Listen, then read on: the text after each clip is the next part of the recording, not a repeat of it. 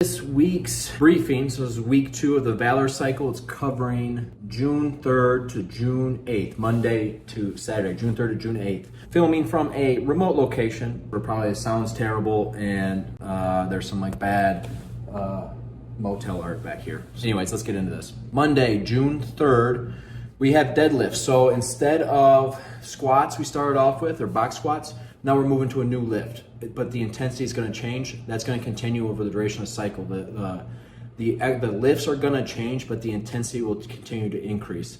More taxing on the central nervous system, although we're changing up the specific movement. So last week was build to a heavy 5, and then from there go 5 by 5. This one's going to be build to a heavy 4, and from there go 6 by 4. I provide resting recommendations, but it's purely just a general recommendation, 2 to 5 minutes. Rest as much as needed to be able to have another excellent set of deadlifts, 6 by 4. And then the circuit, it's a 12-minute AMRAP, so this is your moderate conditioning day, where it's just straight up a moderate duration and conditioning workout. It's a triplet of 12 box jumps, 6 thrusters, 6 burpees over the box.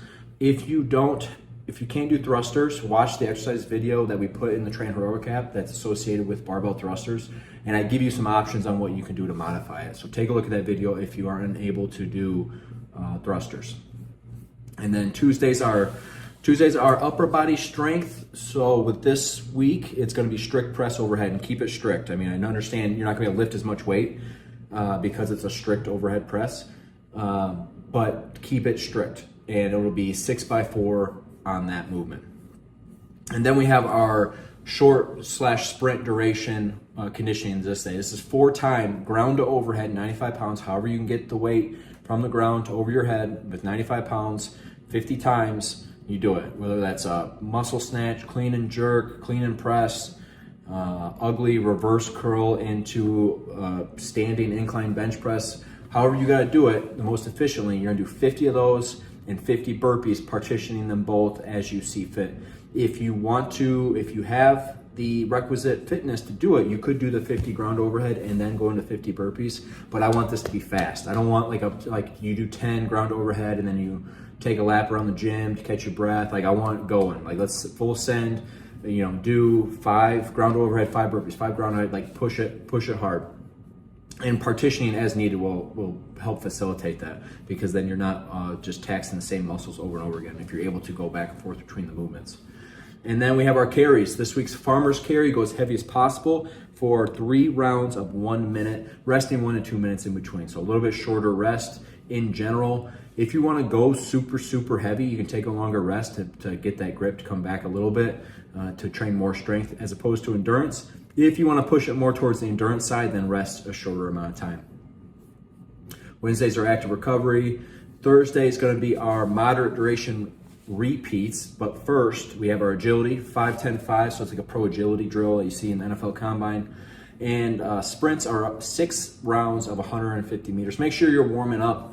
Make sure you do the prescribed warm-up, and make sure you work that agility, and all that together will provide for a good warm-up into the sprints. If at any point you feel some tightness or tenderness in the hamstring in particular, then maybe back off on the sprints. You can still do them, but maybe instead of 100%, you go 95%, 90%, something like that. If you do not have a place for some reason you don't have a place to do sprints, then 200-meter sprints on the rower if you have a rower. That's a good substitute. And for our moderate duration conditioning repeats, 5 bouts, as many rounds as possible in 3 minutes of 3 power cleans, 6 push-ups, 9 air squats, rest a minute in between bouts. So overall time is 15 minutes of work, but we have that 1 minute of rest built in there, where it's just quite not enough, but enough that you can then start a next round pretty hot, but not quite enough to be 100% again.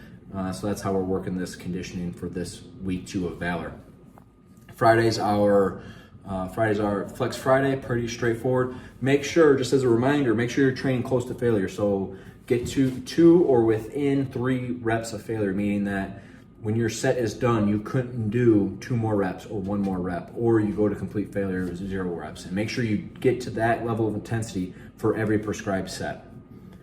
It doesn't mean the weight has to be a weight where you're cheating your way towards failure. It could be a lighter weight that you move very strictly, with a slower tempo, but by the time you get to say the 15th rep, if that's what's prescribed, you're at or very close to failure. Make sure we're doing that. And then Tax Saturday, Tax Sat for week 2 of Valor is a spicy one. 7 rounds for time, 7 thrusters with 135 or 95 pounds. So it's pretty heavier. That's heavier.